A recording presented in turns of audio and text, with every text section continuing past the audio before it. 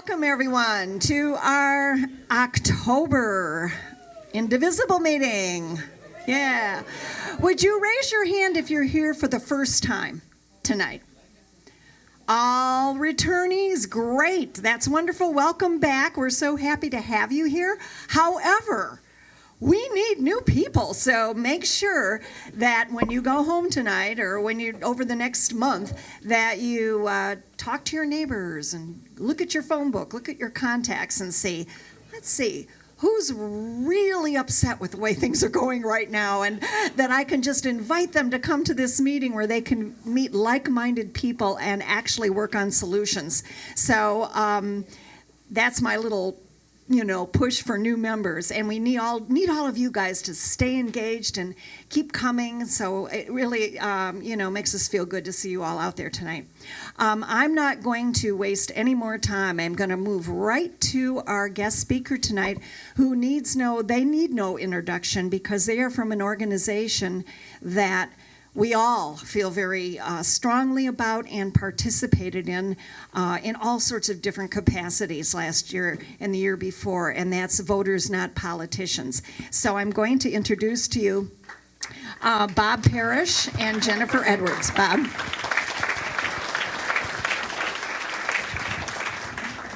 Thank you so much. This is a great-looking group. A lot of enthusiasm, so this is fantastic. I'm really happy to be here tonight to share some of what is currently going on with Voters Not Politicians. Just a very brief introduction of me. My name is Bob Parrish. I've been involved in Voters Not Politicians for about 2.5 years now.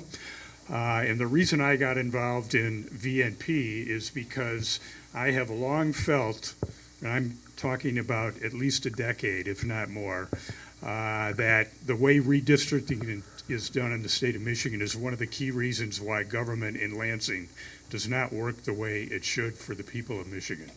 And so I was searching for a group to get involved with so I could multiply my own energy, and found VNP. Was very pleased to get involved in that group, and I must say it is a really dynamic group that is a lot of fun to be part of, and they are doing a lot of good work and will continue to do a lot of good work. So that's my plug for VNP. What I want to do tonight is talk about a couple of topics. One is a very brief overview of some key points about redistricting, how it's been done in the past and how it's going to be done in the future because of Prop 2 being passed last fall in Michigan. And secondly, and more importantly, I want to talk a little bit about what you can do to help make sure this redistricting process that's going to be totally revamped starting in 2020 works the way it should, the way it was envisioned when we crafted Proposition 2 and got that proposition passed. And the reason for that is because 2018 really showed that democracy works when citizens get involved and show up, not just once, but over and over and over again. And the evidence for that is the story of VNP. It got started in 2016. The pundits and so-called experts said a group of volunteers, no paid people, will never be able to get enough signatures to put a proposal on the ballot. We did. Then they said, well, when your ballot proposal gets challenged by special interests and those who want to protect the status quo, you will not have the wherewithal to fight it in court. And what happened? In the Michigan Supreme Court, we won. So it got on the ballot. And then those folks said, well, you know what? You'll never be able to reach enough people to get Proposal 2 passed. And especially in light of all the negative advertising that's going to be thrown at this. And we got 2.5 million people in Michigan to vote for Proposal 2, 61% of those voting, and something that is, I think, really cool. Almost every county in the state of Michigan saw Proposal 2 pass within their county. So it wasn't just a big urban thing, it was all over the state. Yeah, thank you to all of you who helped with that. So let's really get started then into just a couple of brief comments about redistricting and what I'm sure everybody in this room already knows is the state is split into voting districts, and that determines, based on where you live, who you can vote for elected office. And the U.S. Constitution says voting districts related to electing federal officials, U.S. Congress, have to be equal in population. The Michigan Constitution says districts used for voting for state office have to be nearly equal in population.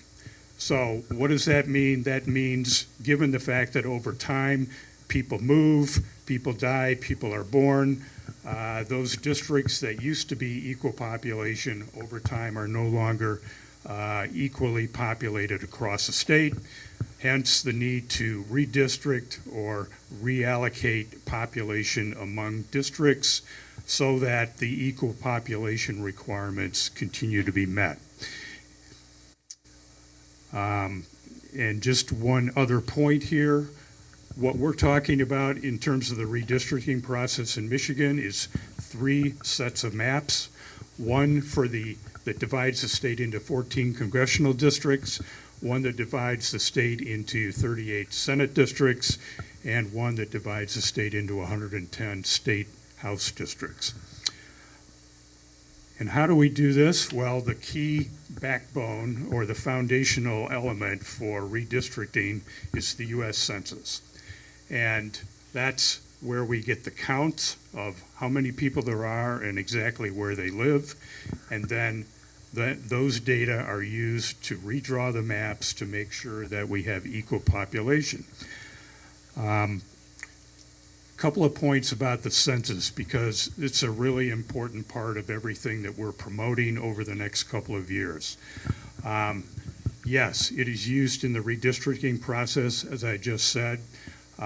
So it's really important that everybody that is in Michigan, that lives in Michigan, be counted.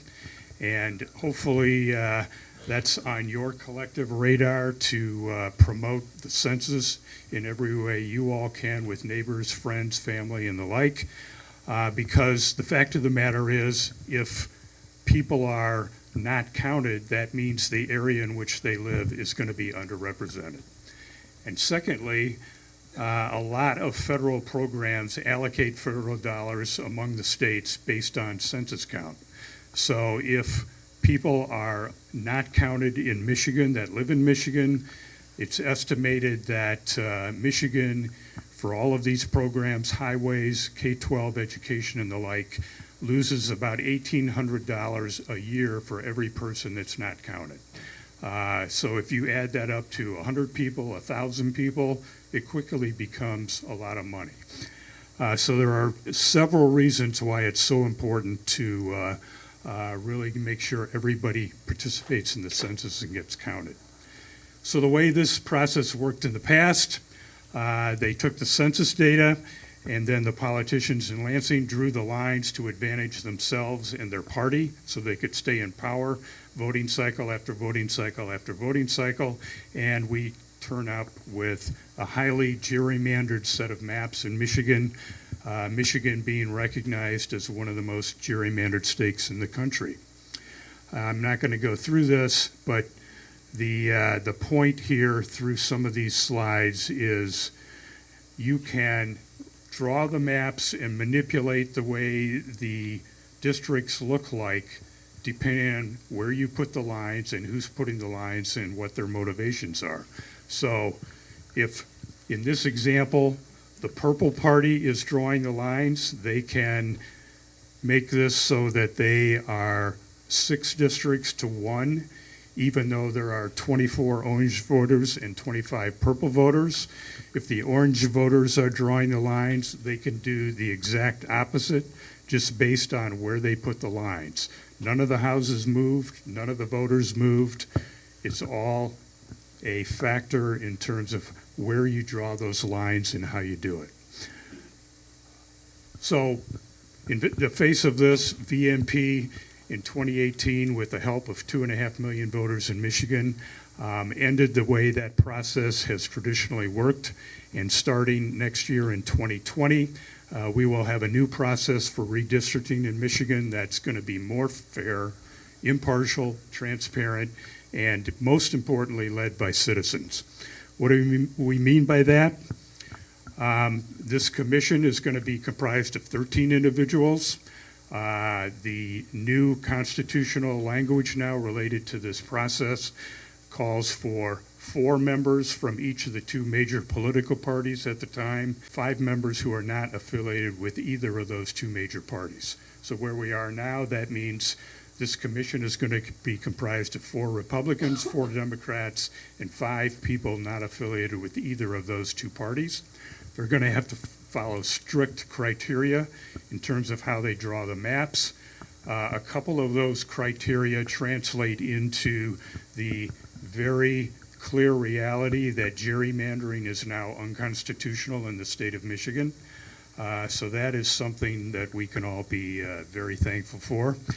It's going to be a public process, so every meeting of the Redistricting Commission is going to be open to the public.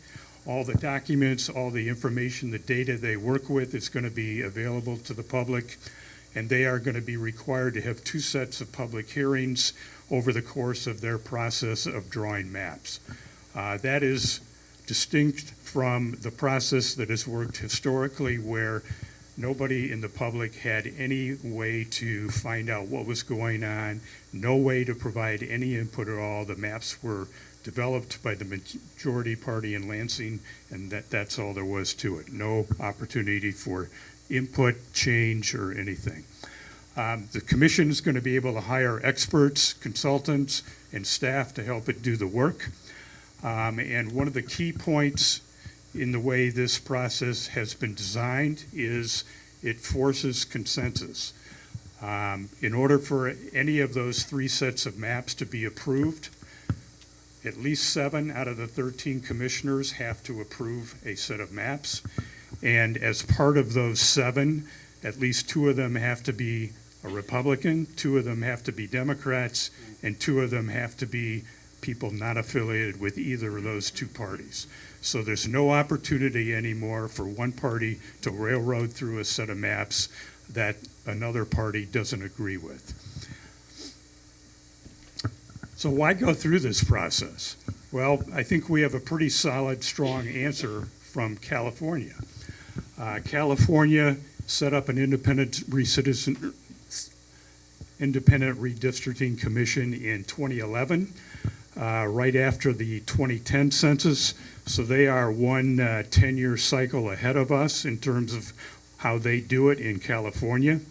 And there's been a fair amount of research done on how they did it in California and what it turned out to be. And it went all the way, not surprisingly, to the California Supreme Court, because people that wanted the status quo were fighting it every step of the way, just like they are now in Michigan. And the Supreme Court ruled and found that that independent citizens commission had followed the requirements, had followed all of the processes that were laid out in the ballot proposal that passed in California.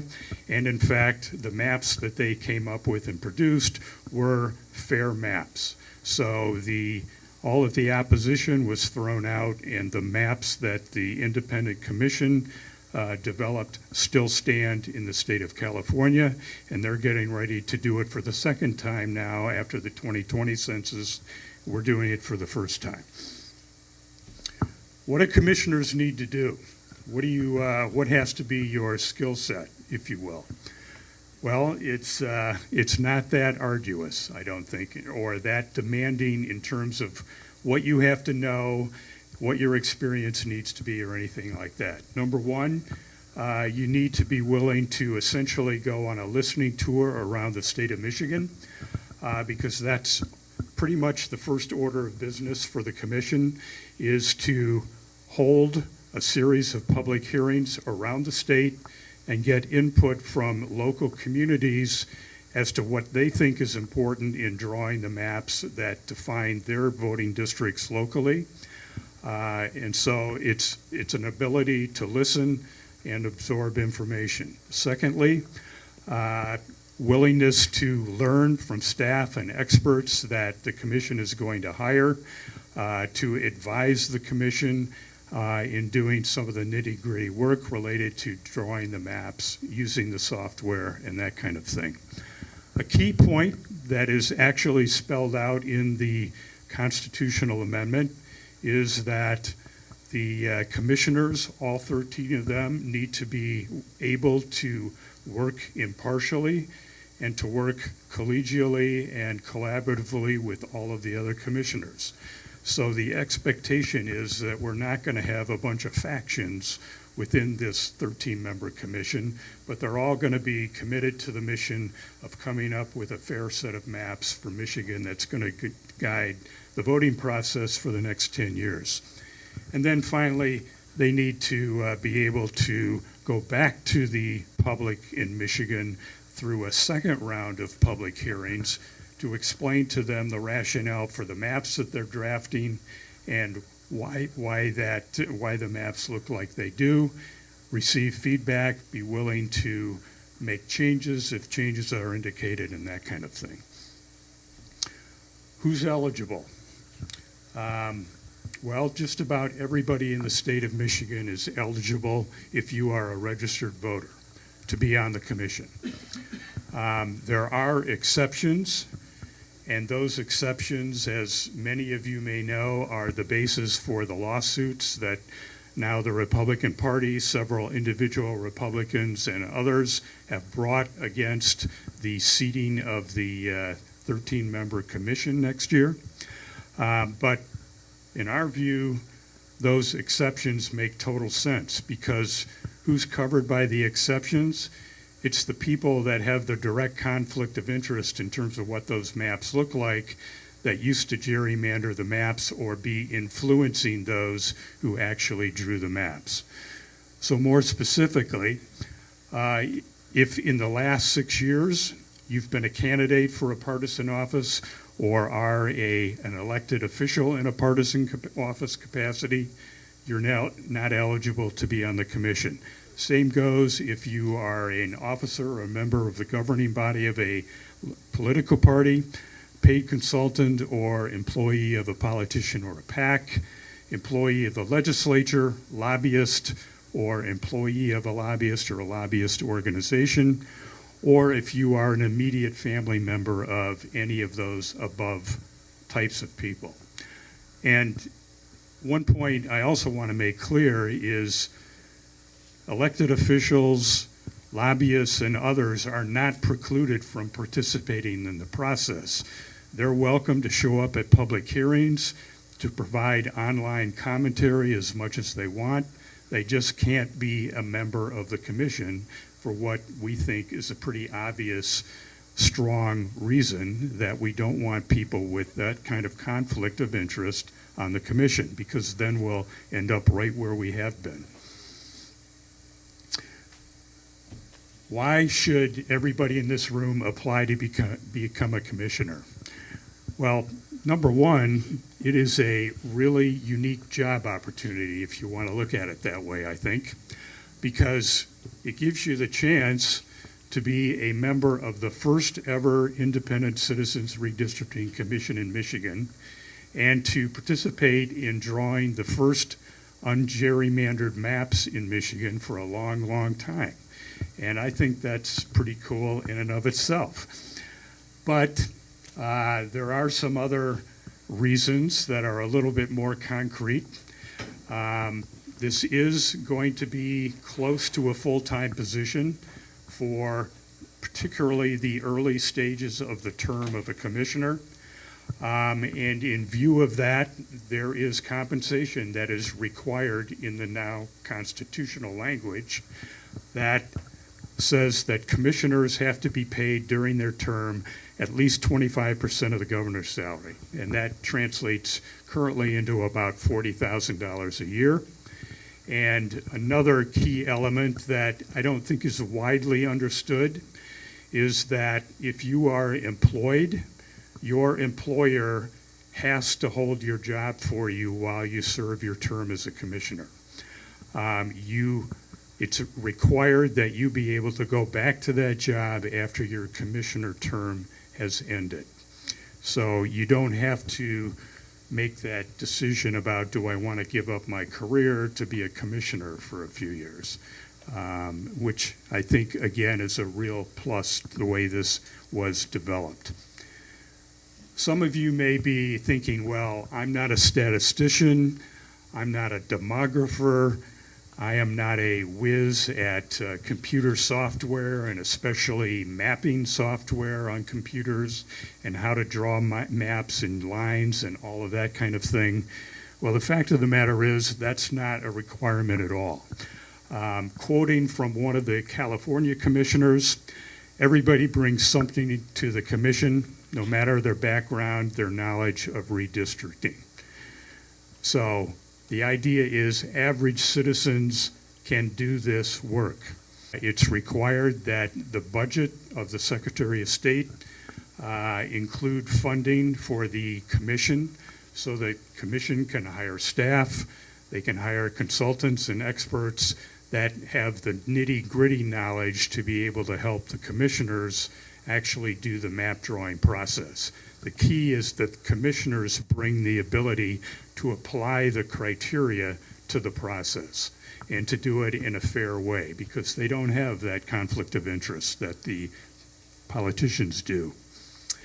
A successful commission, in our opinion, is one that truly represents Michigan. And that will only happen if each of you decides you're going to apply to become a commissioner, because you all represent Michigan. And that's what we're trying to get to here with this commission.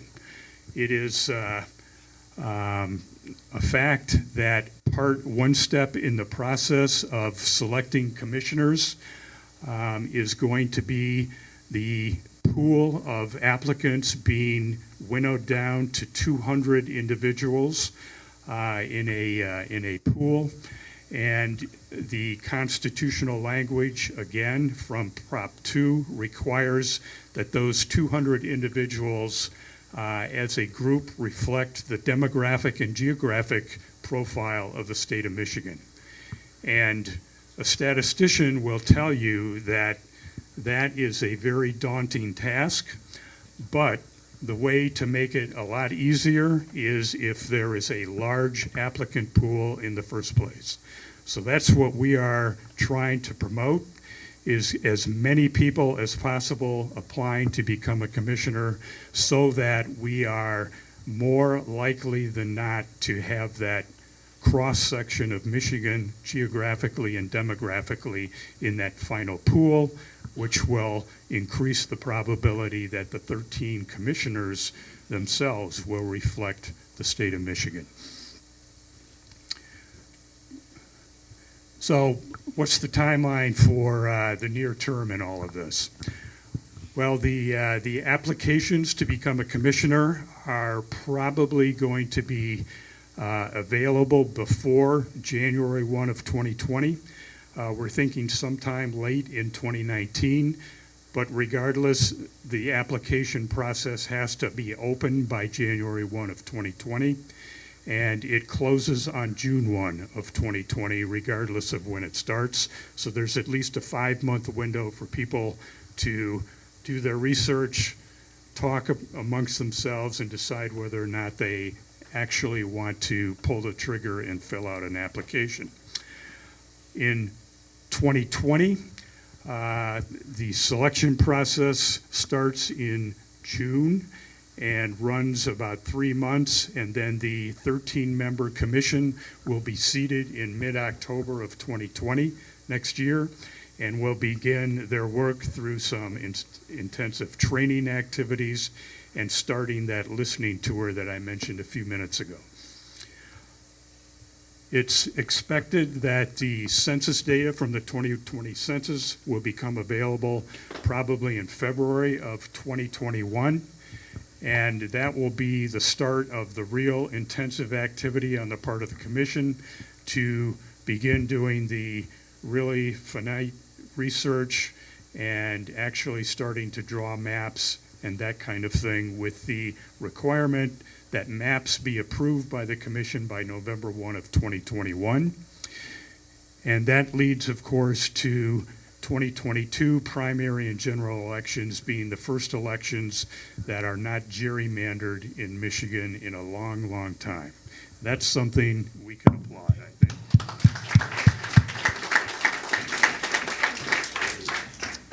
So that's pretty much the end of my presentation. We hope that you will all be inspired to actually apply to become a commissioner.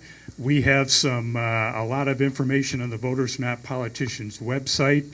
If you think you need a little bit more information before you decide whether you want to apply or may want to apply. We also have a link to the Secretary of State website, and there's information on the Secretary of State's website as well. But we really want to stress a couple of things going forward is kind of the summary point. It's really important, as I started with, that as citizens of the state of Michigan, we get engaged and involved and stay that way, because our democracy works better when citizens are involved. And that starts with participating in the 2020 census. Then it continues with participating in the redistricting process in 2020 and 2021, at least showing up at public hearings, providing your point of view, dialoguing and debating with your neighbors about what makes sense in your local community in terms of how those maps should be drawn, providing input online to the commission. There's going to be ample opportunity for that. And hopefully many of you deciding you're going to apply to become a commissioner. And then clearly, in recognition of the progress that we also made in 2018 on expanding voting rights in Michigan, making sure that people are aware of those expanded voting rights for absentee voting, same-day registration, and some of those kinds of things that are so key to getting out the vote to the extent we can in 2020 and 2022. So,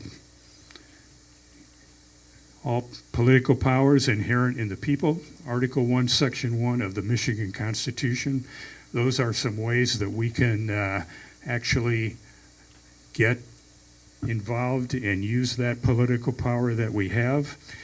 And I just want to close with, we hope, Jennifer, who is my colleague from Voters Not Politicians here tonight, and myself, that a lot of you will say, yeah, I'm interested in applying to become a commissioner. And we have three ways you can do that. Number one, you can text on your phone to 555-888, draw the line.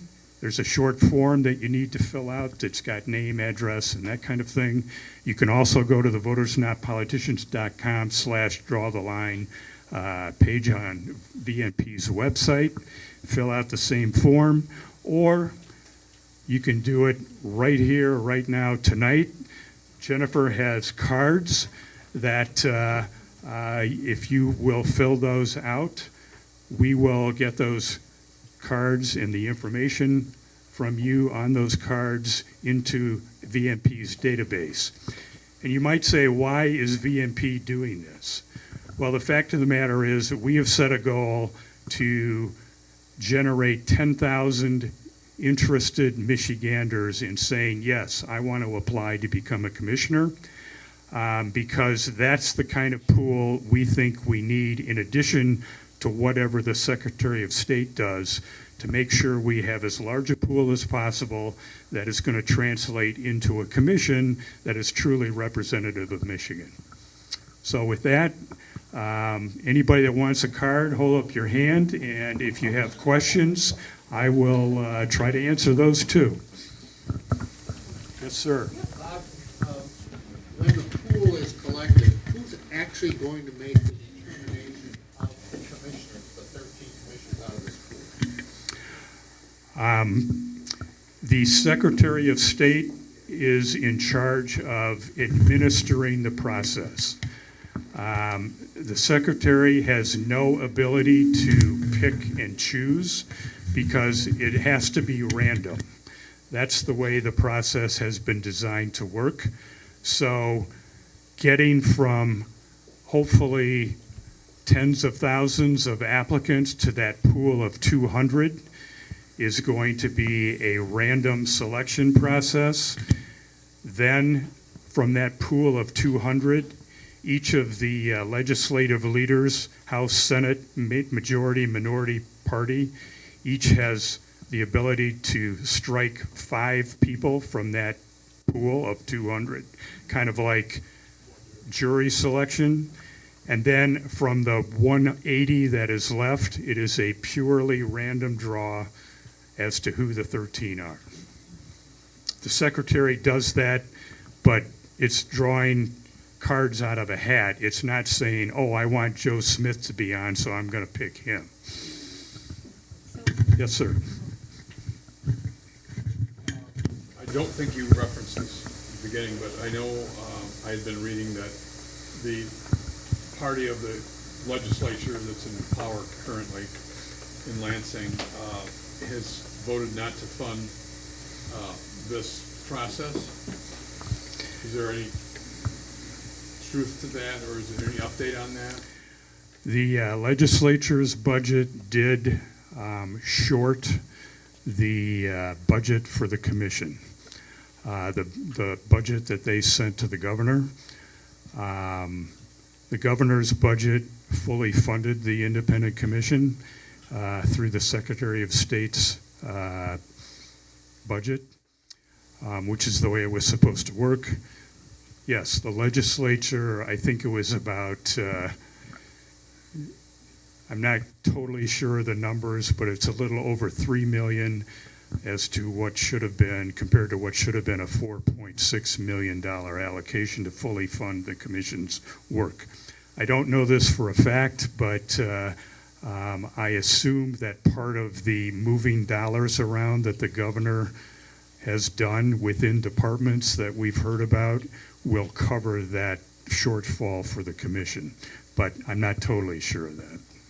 But you're right, the legislature, one more step in the process of trying to derail this, said we're not going to fully fund it, even though it's a constitutional requirement. Yes, ma'am. So if it's very random, what guarantee do we have that it will be ethnically diverse, geographically diverse, male, female diverse?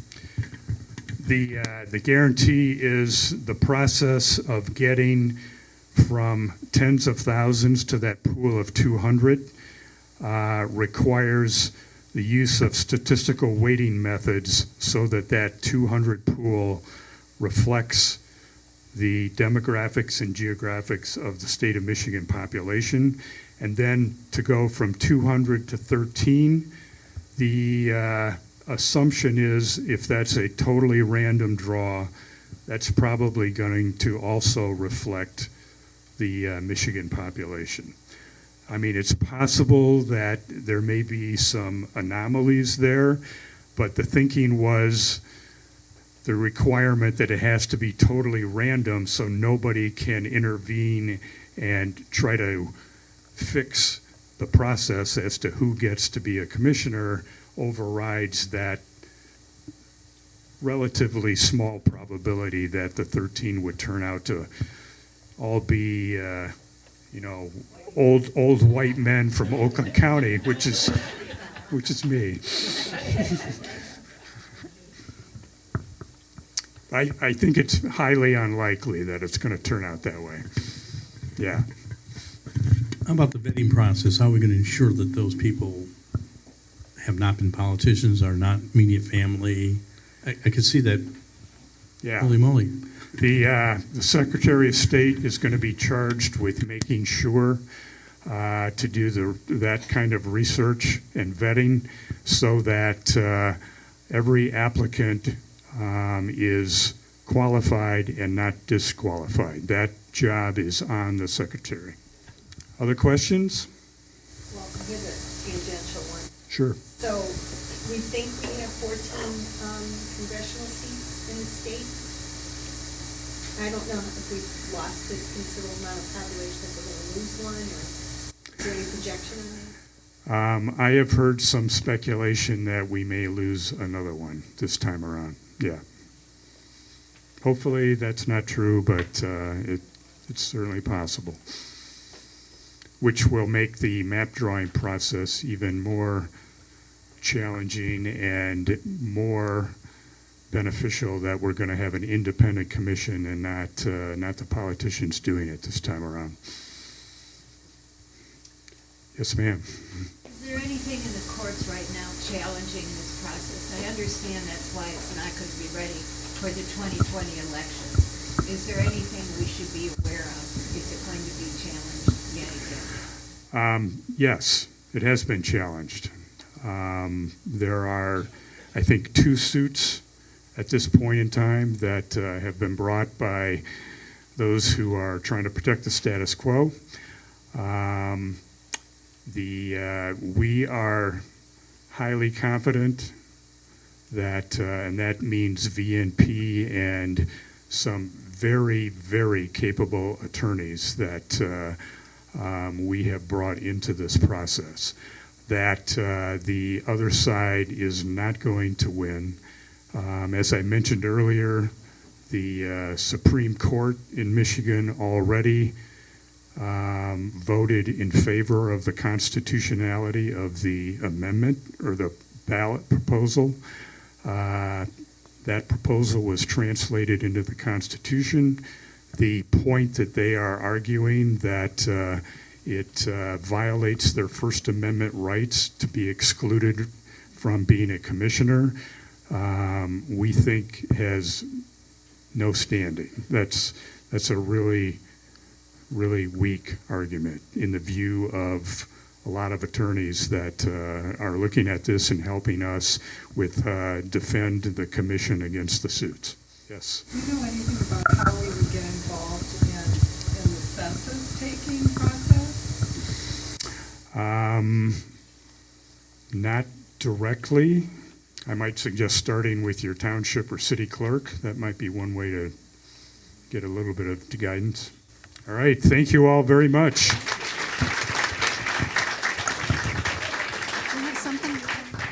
just wanted to add some other flyers if you know of people that you want to pass on the information that we just talked about today. So if you want some flyers and. Okay. Thank you, Jennifer and Bob, so much for that information. We appreciate it. We're better informed, and I hope somebody gets on the commission. Wouldn't that be fun?